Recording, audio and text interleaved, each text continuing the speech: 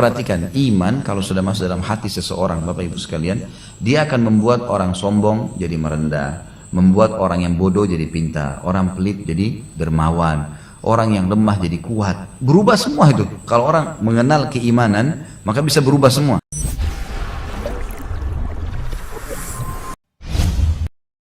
Kata Nabi SAW, Inna Allah la yanduru ila suwarikum wala ajsamikum. Allah nggak pernah lihat poster tubuh kalian dan paras wajah kalian. Walakin yanduru ila qulubikum wa amalikum. Tapi Allah selalu menilai hati kalian dan amal kalian. Ya? Itu yang Allah Subhanahu Wa Taala nilai. Kita tahu sahabat Nabi Bilal radhiyallahu anhu orangnya kulit hitam, bekas budak, gitu kan? Mungkin kalau mau dibandingkan dengan sahabat-sahabat yang mulia, orang-orang yang dari Quraisy mungkin memiliki kelebihan fisik, materi, tapi subhanallah Allah muliakan.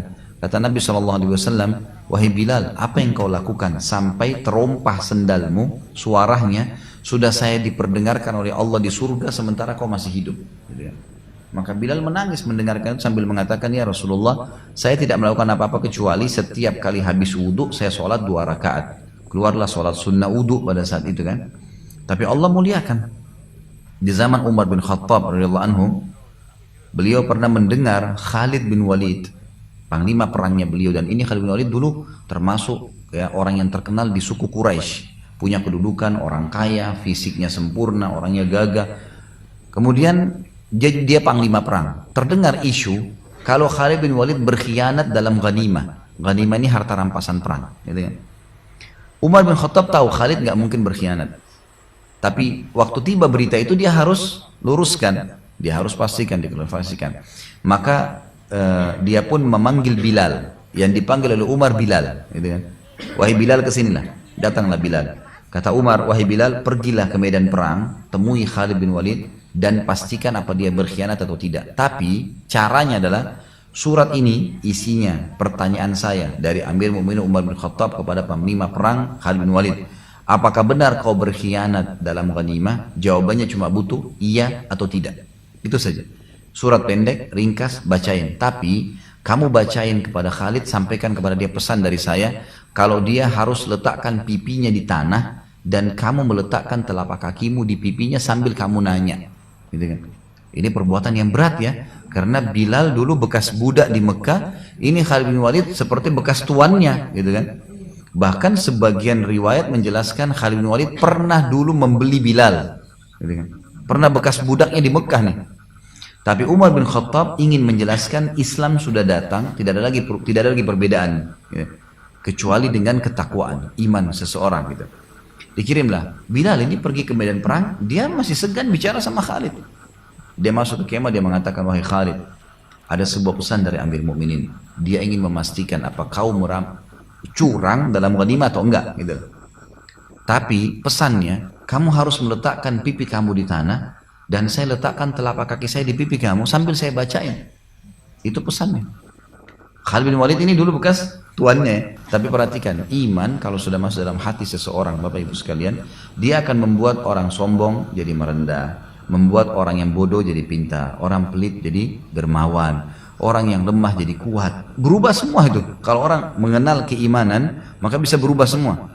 Khalid bin Walid mengatakan, wahai Bilal, sudah habis masa jahiliyah, sekarang Islam, kamu dan saya bersaudara, lakukan apa yang Amir Mu'minin suruh buat. Khalid bin Walid keluar dan kebetulan di pasukannya banyak orang-orang Quraisy yang sederajat dengan dia dulu waktu masa jahiliyah, ikut di medan perang. Maka Khalid mengatakan, wahai Quraisy yang paling pertama dipanggil, walaupun mereka orang Islam. Lalu dikatakan, wahai saudara-saudaraku seiman, semuanya pasukan. Ini Bilal, utusan Amir Mu'minin Umar bin Khattab. Dan dia membawa surat untuk memastikan saya berkhianat atau tidak di ghanimah sebagaimana isu yang sampai kepada Amir Mu'minin. Dan ada pesan Amir Mu'minin bahwasanya saya harus meletakkan pipi saya di tanah, kemudian Bilal menginjak pipi saya, lalu kemudian menyampaikan informasi. Jangan ada yang marah dengan perbuatan Bilal, karena ini perintah Amir Mu'minin. Maka sudah, Khalid bin Walid taruh pipinya di tanah, Bilal taruh telapak kakinya di pipinya, lalu dibacain surat itu. Dan Khalid bin Walid menjawab sementara pipinya di tanah. Dia mengatakan, ditanya, apa kau berkhianat? Dia mengatakan tidak. Maka Bilal mengangkat telapak kakinya, kemudian Khalid bin Walid berdiri lalu berpelukan dengan Bilal. Lalu Khalid bin Walid malah mengatakan, terima kasih, jazakallah khair, kau telah menjalankan perintah Amir Mukminin, dan sampaikan salam saya kepada beliau kalau Khalid mengatakan tidak berkhianat, gitu kan. Tapi di sini kita bisa lihat memang Islam datang agama di atas segalanya. Tidak ada lagi namanya rasisme, tidak ada lagi merasa lebih dari yang lain. Perbedaannya hanya masalah ketakwaan. Ya. Ini yang dimaksud dalam ayat tadi sebenarnya. Ada pernah sahabat juga, Bapak Ibu sekalian, waktu Nabi SAW mengatakan bersedekahlah, gitu kan, kumpul sumbangan. Nabi SAW letakkan kain, kemudian ada sahabat yang taruh uang 1000 dirham. Terus ada sahabat yang lain taruh 1 dirham. Bedanya 999 dirham. Lalu kata Nabi SAW, Allahu Akbar, 1 dirham mengalahkan 1000 dirham. Gitu kan. Kata para sahabat, bagaimana ya Rasulullah? Jelas-jelas secara kuantitas ini lebih banyak. Gitu kan. Ini 1000, ini 1. Kata Nabi SAW, karena yang menyumbang 1 dirham tidak punya duit kecuali itu. Allah menilai dia mengeluarkan seluruh hartanya. Sementara orang yang menyumbang 1000 dirham punya jutaan dirham. Tidak ada nilainya buat dia itu. Sama dengan orang punya misalnya 20 miliar. Dia kalau nyumbang 10 juta, nggak ada nilainya. Tapi kalau ada orang miskin, dia nyumbang 1 juta, tidak punya kecuali itu, tetap lebih besar di sisi Allah SWT. Karena Allah nilai, dia menyumbang semuanya. Itu maksudnya makna ketakwaan. Jadi bagaimana ketulusan seseorang kepada Allah Subhanahu Wa Taala. Jadi kita harus tahu masalah ini. Baik, saya kuatkan lagi dengan kisah yang lain. Bapak Ibu sekalian, ada orang-orang sebelum kita, mereka berpuasa Senin Kamis. Ya. Selama 20 tahun istrinya nggak tahu kalau dia puasa. Kisahnya begini. Jadi dia sebelum nikah rupanya sudah biasa puasa Senin Kamis. Bukan nggak boleh ceritain ke pasangan ya. Karena kalau kita bilang besok kita puasa yuk misalnya sama-sama suami istri. Atau misalnya izinnya, misalnya ibu-ibu bilang sama suaminya maaf saya mau puasa ya. Gitu. Misalnya sunnah kan adabnya pamit sama suami kalau ibadah sunnah ya. Maka orang ini rupanya sebelum nikah si laki-laki ini dia ya puasa Senin Kamis.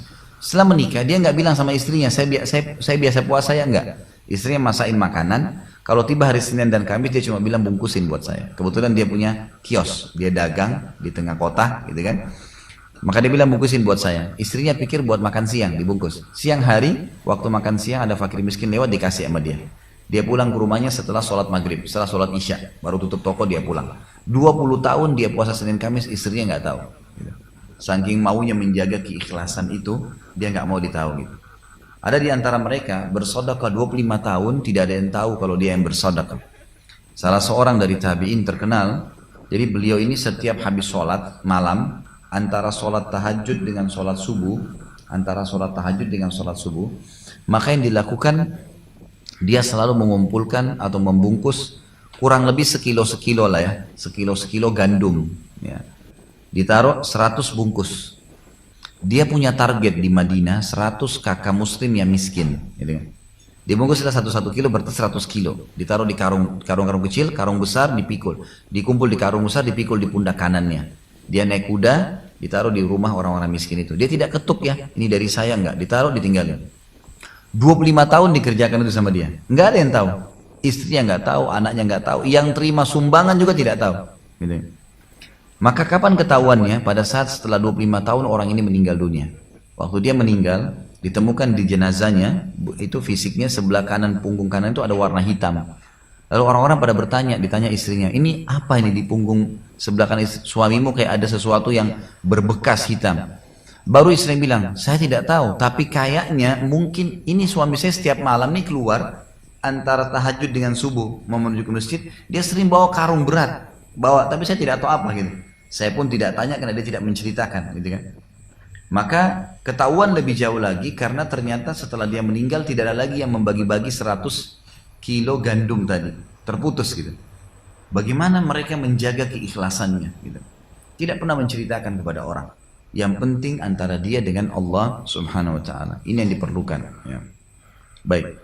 Selanjutnya disebutkan ayat yang ketiga, surah Al-Imran ayat 29.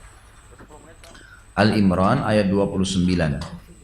Ini menjelaskan bahwasanya apapun yang kita sembunyikan, apa yang kita terang-terangkan, itu semua Allah tahu. Allah tahu ya.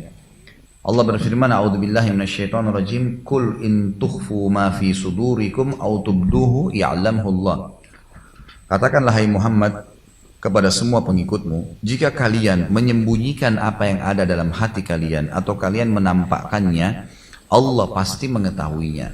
Tidak ada sesuatu yang tersembunyi. Artinya gini, tanpa kita ceritain pun ke orang, Allah sudah tahu. Lalu untuk apa kita ceritain orang? Bapak Ibu sekalian, banyak orang tidak paham satu hal, sederhana, kaidah hidup. Pujian orang dan ancaman orang hanya sepanjang lidahnya. Pujian orang dan ancaman orang hanya sepanjang lidahnya. Misal ada orang mengatakan, kamu cantik ya, kamu gagah ya, kamu kaya ya, kamu pintar ya. Sebatas panjangan lidah. Apa yang kita dapatkan dari pujian tersebut? Tidak ada. Apakah pujian itu akan membuat lapar kita hilang? Atau membuat bertambah kecantikan atau kegagahan kita? Atau pujian itu akan menambah kekayaan kita? Sama sekali enggak. Malah itu akan merusak. Pujian itu sangat berbahaya. Sampai dalam Islam dilarang memuji saudara kita apalagi dalam ibadah. Pernah ada sahabat sholatnya Masya Allah bagus sekali. Dengan khusyuk. Di ujung masjid, di saf pertama. Nabi SAW di tengah masjid. Habis sholat berjamaah, ya, lagi zikir, ada sahabat yang berdiri sholat ba'diyah. Karena indahnya sholatnya orang itu, sampai akhirnya ada satu sahabat mengatakan, luar biasa ibadahnya orang itu yang ditunjuk orang itu. Lalu kata Nabi SAW, kalau kau ucapkan di depannya, kau akan menghancurkan hidupnya. Nah boleh, jangan puji. Karena sekarang sudah bagus tuh. Kalau kamu bilang, tadi bagus sekali ya sholatmu, itu sudah cukup merusak dia. Jangan dipuji, biarin aja. Gitu. Kalau ada teman-teman kita yang tidak pernah puji kita, kalau kita lagi ibadah, kita lagi sedekah, itu berarti teman yang baik tuh. Dia mau amal kita maksimal. Karena kalau sudah disebutin saja, setan akan iming-imingkan terus di kuping kita. Mengganggu keikhlasan. Gitu kan? Jadi lebih baik jangan, memang sudah seperti itu poinnya.